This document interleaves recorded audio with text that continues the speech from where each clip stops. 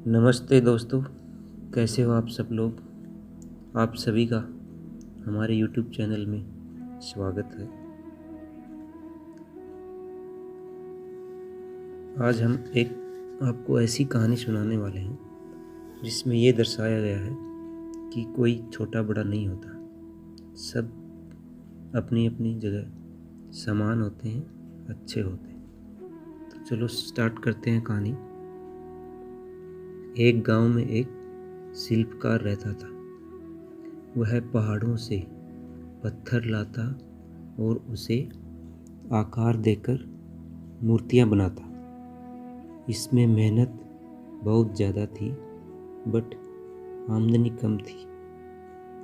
दिन भर धूप पसीने में काम करते हुए वह पत्थर तोड़ता। वह काम करते करते सोचता, यह छोटा मोटा काम करने से क्या फ़ायदा, ठीक से 2 वक्त की रोटी भी नहीं नसीब होती। एक दिन वह ऐसे नेता को देखता है जिसके आगे पीछे हमेशा भीड़ रहती है। उसको हाथ जोड़कर जनता प्रणाम करने वाले हजारों लोग हैं। ये देखकर उनके मन में भी इच्छा जागृत हुई। उसने भी नेता बनने की ठान ली। कुछ दिनों बाद वह भी नेता बन गया। एक दिन वह किसी रैली में भाषण दे रहा था। रैली में भाषण देते देते वह धूप से बेहोश हो गया। धूप की गर्मी वह सहन नहीं कर पाया और बेहोश होकर गिर गया। होश आने पर उसने पाया वह बिस्तर पर लेटा हुआ।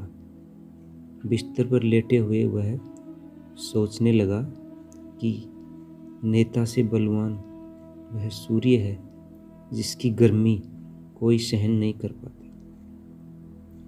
मुझे अब सूर्य बनना है। और कुछ दिनों बाद वह सूर्य भी बन गया। अब वह गर्व से चमकता और भीषण गर्मी उत्पन्न करता। तभी उसने देखा एक मजदूर खेत में आराम से काम कर रहा है। उसने गर्मी बढ़ाई मगर मजदूर पर कोई फर्क नहीं पड़ा। फिर उसको विचार किया हुआ तो उसे मालूम हुआ कि ठंडी ठंडी हवा पृथ्वी पर बह रही है, इसलिए उस मजदूर को इससे कोई फर्क नहीं पड़ रहा। तब फिर इसने विचार किया और हवा बनकर मैं और भी शक्तिशाली बन जाऊंगा। कुछ दिनों बाद वह हवा बन गया। हवा बनकर वह इतराता इटलाता इधर उधर घूमने लगा। अचानक उसके सामने विकराल पर्वत आ गया जिसके पार वह नहीं जा सका। तब उसने सोचा, मैं इससे भी बड़ा पर्वत बनकर रहूंगा। कुछ समय बाद वह विशालकाय पर्वत बन गया। अब उसे अपने आकार और शक्तिशाली होने का घमंड हो गया। कुछ दिनों बाद उसे छेनी हथौड़ी की आवाज़ परेशान करने लगी। वह काफ़ी परेशान हो गया। उसकी आवाज़ इतनी कर्कश थी जो उसके शरीर को तोड़े जा रही थी।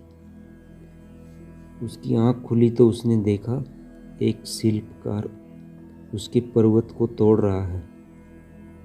लेकिन अब वह मजदूर नहीं बनना चाहता था। वह काफ़ी परेशान था। नींद खुली तो उसने आईने में पाया वह जो विशाल पर्वत को भी तोड़ने का साहस रखता है वह तो स्वयं वही है। तो दोस्तों, इस कहानी से यही शिक्षा मिलती है, कोई भी छोटा या बड़ा नहीं होता, सभी के कार्य अपने अपने हैं। किसी भी कार्य को करने में हिचकिचाना नहीं चाहिए, बल्कि गर्व के साथ उसका अनुभव करना चाहिए। यहीं पर कहानी समाप्त होती है। कहानी में आपको कैसा लगा ये कमेंट करके ज़रूर बताइएगा और हमारे चैनल को ज़्यादा से ज़्यादा सब्सक्राइब करिए, शेयर कीजिए लाइक्स कीजिए। हम आप लोगों के लिए आगे भी नई नई कहानियाँ लेके आते रहेंगे। धन्यवाद।